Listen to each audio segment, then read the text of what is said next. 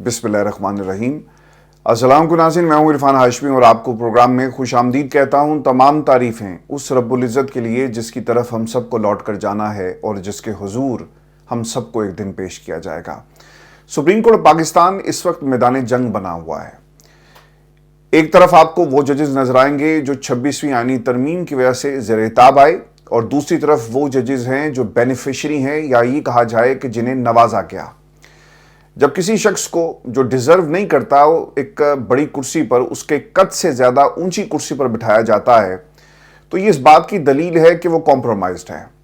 उसने नजरिए ज़रूरत के तहत उस ओहदे को ना सिर्फ कबूल किया बल्कि उसे इस वादे के साथ ये कुर्सी ऑफर की जाती है कि हम आपका ख्याल रखेंगे, आपने हमारा ख्याल रखना है।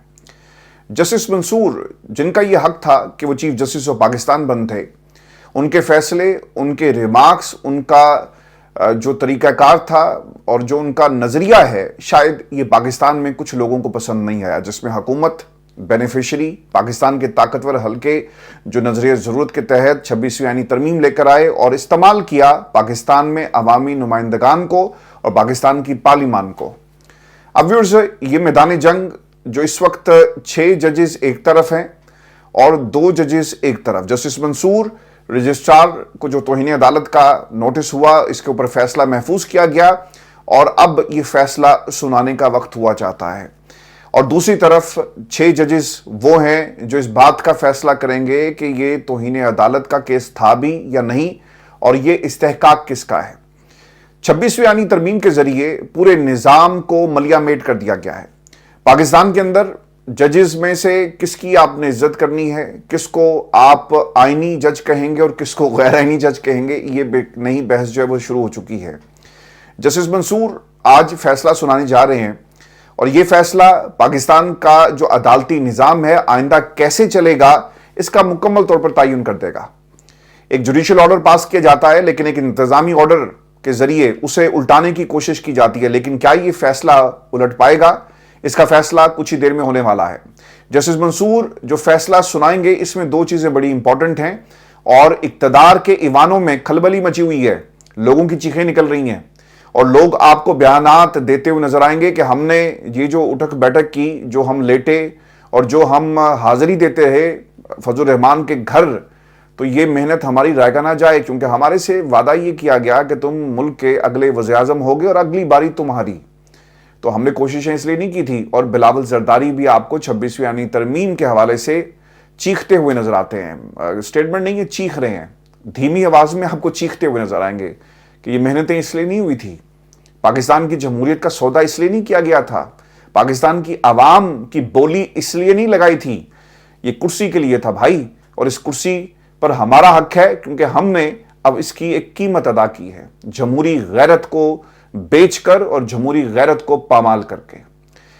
अब जस्टिस मंसूर इस बात का फैसला कर देंगे कि इन्होंने और इनके साथ जो साथी जजेस हैं उन्होंने इस निज़ाम के खिलाफ लड़ना है या फिर खामोशी से ये बैठे रहेंगे। जस्टिस मंसूर जो फैसला सुनाने जा रहे हैं व्यूअर्स, ये बहुत ही इंपॉर्टेंट है। और व्यूअर्स, पाकिस्तान की अदालती राहदारियों से खबर ये आ रही है कि जस्टिस मंसूर एक इंतहाई सख्त फैसला दे सकते हैं, चूंकि याहिया अफरीदी साहब ने जितनी 26वीं आईनी तरमीम को सड़कें जाती हैं वो ब्लॉक करने की कोशिश करें, लेकिन रास्ता ये फैसला निकालेगा। इस बात का फैसला जो है कुछ ही घंटों में होने वाला है। जस्टिस मंसूर के एक नोटिस से आफ्टर शॉक्स जो हैं वो इक़्तिदार के ईवानों में महसूस किए जा रहे हैं। बिलावल चीख रहे हैं, अपनी कुर्सी पर खड़े होकर चीख रहे हैं।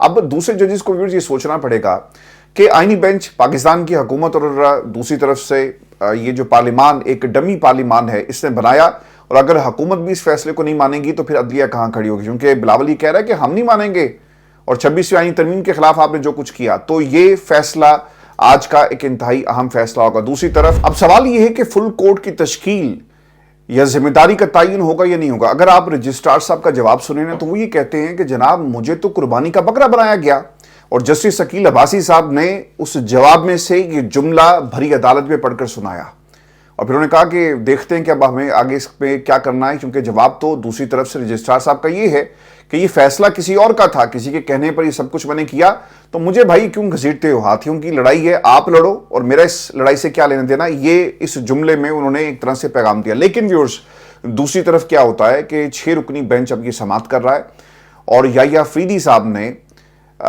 جو موقف اپنایا گیا رجسٹرار صاحب کی طرف سے، وہ یہ کہتے ہیں کہ چیف جسٹس یحییٰ افریدی نے مجھے بینچ تبدیل کرنے کا نوٹ پیش کرنے کی ہدایت کی۔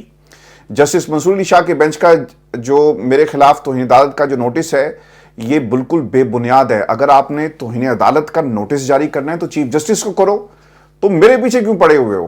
تو اب 6 رکنی بینچ کے سامنے سے مقرر کیا گیا ہے۔ تو ویورز، یہ جو سوال یہ کیا جا رہا تھا نا کہ فیصلہ کیا ہوگا اور کیا چیف جسٹس کو توہین عدالت کا نوٹس جاری کیا جا سکتا ہے؟ اچھا، اس میں نا ایک چیز یاد رکھیے گا، عہدہ ضرور بڑا ہے لیکن ایک عدالت 2 رکنی بینچ تھا جس کا حکم ماننے سے انکار کیا گیا۔ یہ حکم نہ مان نہیں ہے نا کہ آپ ایک نوٹ لکھتے ہیں، ایک جوڈیشل کاروائی چل رہی ہے اور ایک جج نے جو چیف جسٹس ہے جو پاکستان کی اس وقت سب سے بڑی کرسی پر بیٹھا ہوا ہے، وہ یہ کہتا ہے رجسٹرار کو کہ تم نوٹ جاری کرو، میں بعد میں دیکھ لوں گا۔ یہی ہوا ہوگا نا، اور اس نے بیچارے نے نوٹ جاری کر دیا اور اس کے بعد اسے توہین عدالت کا نوٹس ہو جاتا ہے۔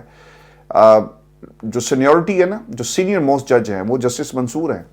بے شک دوسرا جو ہمارا جج ہے وہ بڑی کرسی پر بیٹھا ہے لیکن سینئر موسٹ جج جسٹس منصور ہیں، تو شاید کیا یہ بھی اینگل اس میں دیکھا جائے گا۔ لیکن ایک جوڈیشل آرڈر جو پاس کیا گیا، کاروائی جو تھی اسے ایک انتظامی فیصلے کے نظر جو ہے وہ نہیں کیا جا سکتا، اسی لیے پریکٹس اینڈ پروسیجر یا فل کورٹ کا جو پورا ایک جو معاملہ ہے اس کے سامنے سے رکھنا بہت ہی ضروری ہے۔ پھر اس چیز کا تعین ہوگا کہ یہ رولز کیا ہے، اور کچھ افراد کی مرضی سے رولز کے اندر تبدیلی جو ہے وہ نہیں کی جا سکتی۔ اگر آپ شاہد جمیل صاحب کا ایک انٹرویو دیکھیں، انہوں نے ہائی کورٹ سے استعفے کے بعد یہ ایک انٹرویو دیا، وہ یہ کہتے ہیں کہ 26ویں ترمیم کے بعد ججز میں تقسیم بڑھے گی چونکہ ججز انسان ہوتے ہیں اور انہیں آئینی بینچز کے لیے نظر انداز کیے جانے پر مایوسی ہوتی ہے۔ آپ کو یاد ہوگا اسی عدالت میں جسٹس منصور صاحب نے جب کہا نا کہ ذرا زور لگاتے اور ایک نیا آپ عدالتی نظام بھی کھڑا کر لیتے، ایک نئی عدالت آئینی بنا لیتے، چونکہ احسن بھون صاحب ان کی عدالت میں پیش ہو کر انہوں نے یہ لفظ استعمال کیے کہ امید کرتے ہیں کہ ماضی میں جس طرح کے آپ نے فیصلے دیے ویسے نہیں دیں گے۔ یعنی یہاں پر تو آمنے سامنے حکومت اور ججز آمنے سامنے آ گئے اور کوئی شرم اور کوئی قانون کا احترام نہیں رہا۔ وہ کھڑے ہو کر الفاظ کا چناؤ ان کا جو تھا وہ ذرا نرم تھا لیکن دھمکی تھی کہ دیکھو ہم نے تمہارے ساتھ کیا کیا، تم نے چیف جسٹس بننا تھا لیکن تمہیں ہم نے چیف جسٹس بننے نہیں دیا۔ وہ یہ کہہ رہے تھے نا، معاونت کرنے آئے، لیکن انہوں نے جو الفاظ کے پیچھے جو نظریہ تھا وہ یہی نظریہ تھا، اور ہم امید کرتے ہیں۔ تو پھر انہوں نے کہا کہ جناب جو آئینی عدالت ہے یہ تو خیر غیر آئینی عدالت ہے، یہ بھی جسٹس منصور جو وہ کہہ چکے ہیں، سادہ جج کے سامنے کیس جو ہے وہ نہ لگایا جائے اور جو آئینی جج ہے اس کے سامنے لگایا جائے۔ یہ باتیں ہم نے سپریم کورٹ پاکستان میں سنی، یعنی ایک تفریق، ایک میدان آپ کو سپریم کورٹ پاکستان جو ہے اس سے بنا ہوا نظر آ رہا ہے۔ اب یاد رکھیے گا اس کا عدالتی نظام کے اوپر ایک بہت گہرا اثر پڑے گا۔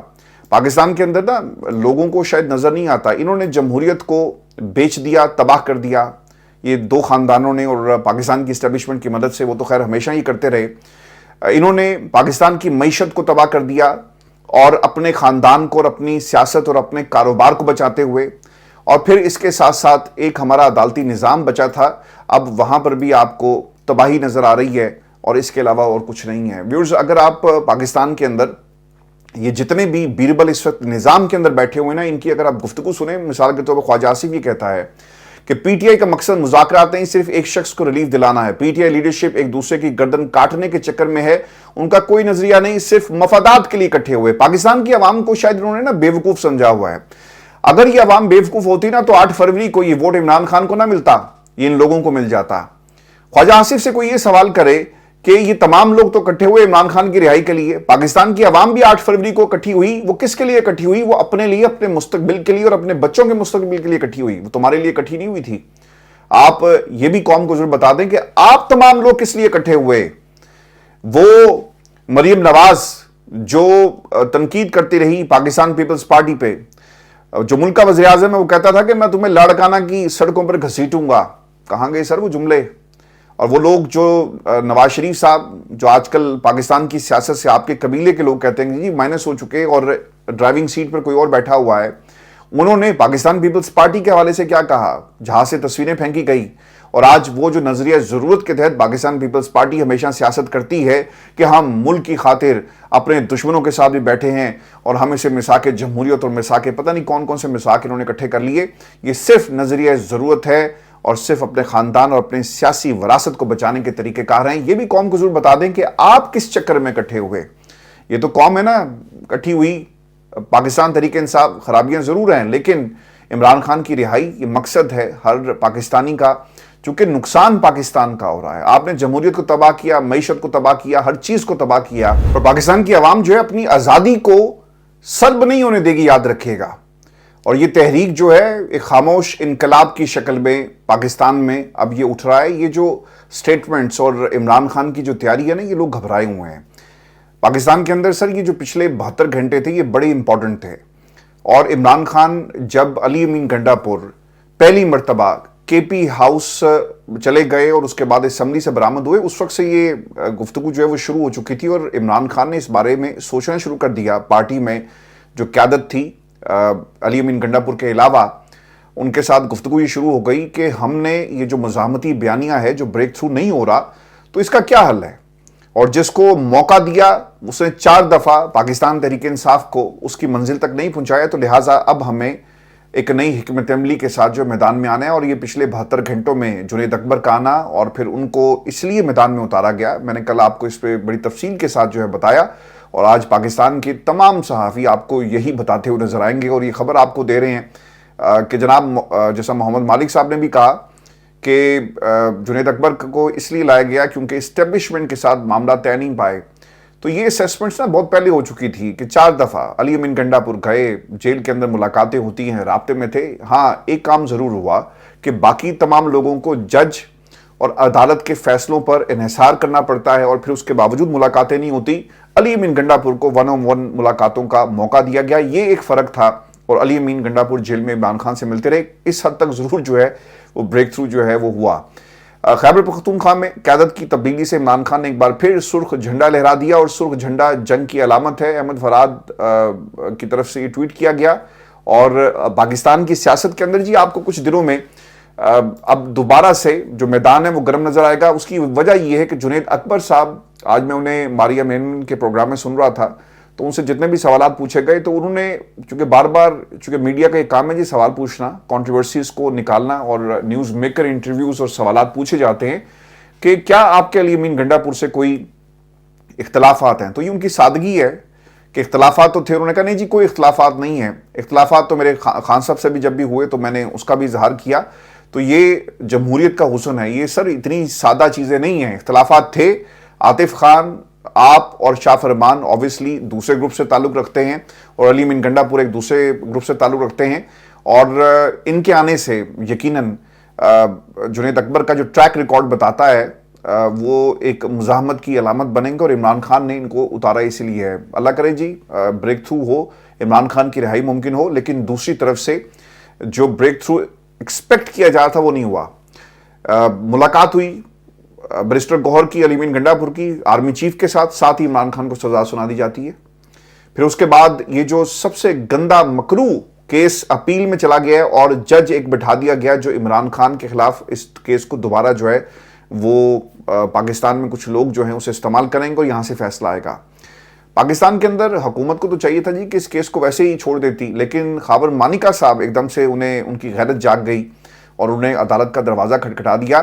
شاید یہ کچھ لوگوں کو خوش کرنے کے لیے کیا جا رہا ہے, اور اصل ایشو سے آپ کی توجہ ہٹائی جائے. پاکستان کے اندر نا ترقی کا معیار اب عمران خان پر تنقید رہ گیا.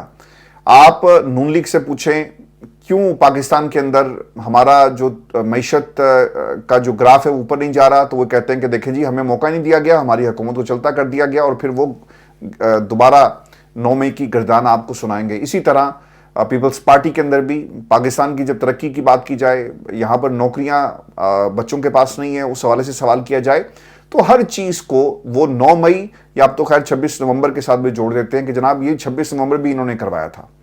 تو یہ پاکستان کے اندر آپ کو حکومت اس وقت بکھلاہٹ کا شکار نظر آئے گی, اور ان تمام محاذوں سے جتنی آوازیں اٹھیں گی ان کو کنٹرول کیا جائے گا, جتنی تحریریں لکھی جائیں گی ان کو مٹانے کی کوشش کی جائے گی. اور پاکستان کے اندر میڈیا لاز ایسے لائے گئے ہیں کہ کنٹرول کر لیا جائے ان تمام آوازوں کو, اور ان چہروں کو جو آپ کو پسند نہیں ہے غائب کر دیا جائے. پاکستان کے اندر جب کبھی عوام کے خلاف آپ طاقت کا استعمال کریں گے نا تو تاریخ سر گواہ ہے کہ یہ صرف اس ملک کی کہانی نہیں بلکہ ہر اس ملک کی کہانی ہے جہاں پہ آپ کو ڈکٹیٹرشپ نظر آئی، چاہے وہ ایک فرد کی ہو چاہے نظام کی ہو۔ سیریا کے اندر ایک خاندان کئی دہائیوں سے آپ کو نظر آیا، لیکن کیا ہوا؟ آخرکار عوام کی حکمرانی آپ کو وہاں پر نظر آئی اور ان لوگوں کو ملک چھوڑ کر بھاگنا پڑا۔ ایک خاندان تھا بنگلہ دیش کے اندر، کئی برس سے ایک عورت کی حکمرانی تھی اور ہمیں یہ بتایا جاتا تھا کہ جناب دیکھیں بنگلہ دیش ترقی کر رہا ہے، لیکن اس ترقی کے ہونے کے باوجود عوام اپنی سیاسی آزادی کو جب قید دیکھتی ہے نا تو اس کے خلاف اٹھ کھڑی ہوئی اور پھر حکمرانوں کو، اس عورت کو وہ ملک چھوڑ کر بھاگنا پڑا۔ تو پاکستان کے اندر آپ اگر یہ سمجھتے ہیں کہ ملک صرف اسلام آباد ہے اور باقی پورے پاکستان کے اندر عوام کا کوئی مینڈیٹ نہیں ہے، کوئی استحقاق نہیں ہے، تو پھر اس کا جواب بھی آپ کو بہت جلدی مل جائے گا، کیونکہ انسان کی تاریخ سر گواہ ہے کہ جب کبھی کسی شخص نے یہ سمجھا کہ وہی خدا ہے اور زمینی خدا بن کر وہ عام انسانوں کے اوپر حکمرانی کرتا ہے، تو پھر تقدیر نے اسے اس کے انجام تک ضرور پہنچایا، اور جو طاقت ہے وہ پاکستان کی عوام کو ایک دن ضرور جو ہے وہ منتقل ہوگی۔ ویورز، پاکستان کے اندر عوام سڑکوں پر آ رہی ہے، کنونشنز ہو رہے ہیں اور خطرے کی گھنٹی بج چکی ہے۔ کراچی ملیر میں جی ایک ورکرز کنونشن جو ہے وہ جلسے میں تبدیل ہو گیا، اور جو خبر وہاں سے آ رہی ہے کہ عوام کی بڑی تعداد اس کنونشن میں گئی۔ خواتین کارکنان ملیر ورکرز کنونشن میں شریک ہوئی۔ کراچی میں عوام کا یہ جو جنون تھا وہ سر چڑھ کر بولنے لگا ہے، کیونکہ آپ کب تک لوگوں کو جو ہے وہ دبانے کی کوشش کریں گے؟ پہلے آپ دباتے ہیں، پھر آپ دفناتے ہیں ان کے نظریے کو، ان کی سیاست کو، ان کے سوال کرنے کو، تو یہ سلسلہ رکے گا۔ اور پاکستان کی عوام نہ آہستہ آہستہ، حلیم عادل شیخ صاحب نے ورکرز کنونشن میں جی شرکت کی ہے، اس کے بعد رحیم یار خان کے اندر بھی ایک ورکرز کنونشن ہوا ہے، اور اطلاعات یہ ہیں کہ اس طرح کے ورکرز کنونشنز اور عوام کو موبلائز کرنے کے لیے یہ پورے ملک کے اندر سلسلہ شروع ہوگا۔ آپ 9 مئی کیا ہوا، لوگ جو اس میں شامل تھے، سزائیں ہوئی، ملٹری کورٹ سے ان کو سزا دلوا کر کئیوں کو رہا کر دیا گیا، اپیل کا پروسیس مکمل نہیں ہوتا، لوگ باہر نکلے، انہوں نے پھر عمران خان کا نعرہ لگایا۔ 26 نومبر ہوئی، گولی چلی، لوگ شہید ہو گئے، لاشوں کو چھپایا، دفنایا، پہلے قبضہ کیا، اور پھر عوام کو کہا گیا کہ اگر اپنی لاش کو بازیاب کروانا چاہتے ہو تو تمہیں تاوان دینا پڑے گا، اور تاوان یہ کہ لکھ کر دو کہ یہ سرکار کی گولی سے شہید نہیں ہوا۔ لوگ پھر باہر نکل آئے۔ تو ورکرز کنونشن جو ہے یہ پورے ملک میں جی ہوگا، اور آپ عوام کو اس طرح سے روک نہیں سکتے۔ آج میں کچھ سخت باتیں کر رہا ہوں، لیکن پاکستان کی عوام کی جو میسیجز سارا دن یہاں فون کے اوپر آتے ہیں اور لوگ جس کرب سے گزر رہے ہیں، اور پاکستان کے حکمران نہ یہ جاننا چاہتے ہیں اور نہ ہی اس پر بات کرنا چاہتے ہیں کہ پاکستان کی عوام کس مشکل سے اس وقت گزر رہی ہے۔ جنید اکبر صاحب نے جی عہدہ جو ہے وہ سنبھال لیا ہے، اور اپنے پہلے انٹرویو کے اندر انہوں نے کچھ اشارے دیے۔ ایک تو موبلائزیشن، حکومت جو ہے پوری اپنی طاقت استعمال کرے گی، جو بیربل تھے وہ ایکٹیو ہو گئے، بیانیہ بنانے کی کوشش کر رہے ہیں، اور دوسری طرف اب چھاپوں کا سلسلہ بھی جو ہے وہ شروع ہو جائے گا۔ اور توشہ خانہ کے حوالے سے یہ بھی انتہائی اہم خبر ہے کہ جنید اکبر صاحب جو ہیں اس بات کا بھی تعین کریں گے کہ اس ملک کو پچھلے 50 سالوں کتنے تحائف ملے، کون تھا، کس کا بیٹا تھا، کس کی بیٹی تھی، کس کا رشتہ دار تھا جو تحائف یہ لے کر گئے، اور پھر نظریہ ضرورت کے تحت قوانین کو تبدیل کیا جاتا ہے اور سارا جو ذمہ ہے وہ عمران خان پر ڈال دیا جاتا ہے۔ تو اس کے اوپر بھی اب ایک ڈیٹیل رپورٹ جنید اکبر جو ہیں وہ لے کر آ رہے ہیں۔ ویورز، جہاں تک اس موبلائزیشن کا تعلق ہے تو ایک چیز بڑی امپورٹنٹ ہے کہ 8 فروری کو یوم سیاہ پاکستان تحریک انصاف منانے جا رہی ہے، اور جاوید لطیف صاحب بھی اس کا ساتھ دیں گے، اور پاکستان کے تمام بڑے شہروں میں مظاہروں کا باقاعدہ طور پر اعلان کیا گیا۔ 8 فروری کو جو اس نظام کا ڈسا ہوا ہے نا وہ آپ کو سڑک پہ نظر آئے گا۔ پاکستان کی وہ تمام سیاسی جماعتیں جن کا حق کسی اور کو دے دیا گیا وہ بھی آپ کو سڑک پہ نظر آئیں گے، اور 8 فروری کا دن ایک ایسا دن ہوگا جب اس بات کا بھی فیصلہ ہو جائے گا کہ جو الیکشن 8 فروری کو پاکستان کے اندر ہوئے، پاکستان کی عوام اس الیکشن کو نہیں مانتی، اور انہوں نے اس دن بھی باہر نکل کر ایک انقلاب کا اعلان کیا تھا۔ آپ نے پاکستان کے سب سے مقبول لیڈر کو جیل میں ڈال کر نشان چھین لیا، لیکن نشان چھیننے کے باوجود ان کی سیاست ہمیشہ کے لیے بے نام و نشان ہو گئی۔ بہت ہی انٹرسٹنگ ایک آبزرویشن عالیہ حمزہ کی انٹرویو میں انہوں نے دی، اور انہوں نے کہا کہ جی ہمارے گھر کے بالکل سامنے उन्होंने डेरे डाले हुए हैं और अच्छी बात है कि अब चौकीदार रखने की जरूरत नहीं पड़ती, हमें मुफ्त के चौकीदार मिल गए। अब तो रात को घर पर छापा मारने से भी डर नहीं लगता। इमरान खान को आप रिहा करें या जेल में डालें, वो पाकिस्तानियों की जंग लड़ रहा है। अब तो केसेस से ज्यादा नाकाबिले जमानत वारंट गिरफ्तारी जारी होते हैं, और जब भी ऐसा होता है तो मेरी बेटियां व्हाट्सएप ग्रुप पर डालकर लिखती हैं कि अम्मा के एक और नाकाबिले जमानत वारंट गिरफ्तारी जो है वो जारी हो गए। हुआ ये जी कि आलिया हमजा को ये टास्क दिया गया था कि पंजाब के अंदर आपने इसे मोबिलाइज करना है। तो अब हर वो धड़ा, अब हर वो अकट जहां पर इमरान खान की बात होगी उसके ऊपर ये हुकूमत क्रैकडाउन करती नजर आएगी। मैं आपको ना आखिर में एक खबर ये भी दे दूं कि जमात इस्लामी ने जी पूरे मुल्क के अंदर धरनों का ऐलान किया, और हाफिज नईमुर रहमान साहब भी कहते हैं कि बिजली के बिल कम और नाजायज टैक्सेस खत्म किए जाएं, पेट्रोल की लीवी कम की जाए, एहतजाजी तहरीक को असर 9 शुरू किया जाएगा। देखें जी, अब आपने कभी ये नोट किया, बड़ी अच्छी बात है कि आप बिजली पर बात करते हैं, आप पेट्रोल की कीमत पर बात करते हैं, कभी इन्होंने पाकिस्तान में उन लोगों के खिलाफ मुल्क गिर एहतजाज क्यों नहीं किया जो इस मुल्क पर काबिज हैं और कुछ लोगों को बिठाकर अपनी नाकाम हुकूमत चला रहे हैं। ये इस किस्म के धरने जरूर देंगे। देखें जी, ये जो मुद्दे इन्होंने उठाए हैं इसकी वजह क्या है, इसकी इन मसाइल की असल माँ कौन है, आप उसको पकड़ लेना, उसके खिलाफ एहतजाज करें और निज़ाम के जो असल वारिस हैं उनके हवाले करें। पाकिस्तान के अंदर ये तमाम मसाइल ख़त्म हो जाएंगे। लेकिन ये एहतजाज भी वो करते हैं ताकि अपने आप को पाकिस्तान की आवाम से कनेक्ट रखें, जाली कनेक्ट रखें। इनके इस एहतजाज का क्या फ़र्क पड़ेगा, लोग इकट्ठे होंगे, एहतजाज होगा, हुकूमत का कोई बंदा आएगा, इनसे बात करेगा, रास्ता दे दिया जाएगा, फिर टेलीविजन पर तकरीरें होंगी कि देखें रास्ते बंद नहीं किए, और एहतजाज हो तो जमात इस्लामी जैसा। ये आज की नशिस्त थी। अपने कमेंट जरूर भेजिएगा, चैनल को सब्सक्राइब करना मत भूलें। इजाज़त दीजिए, अल्लाह निगहबान।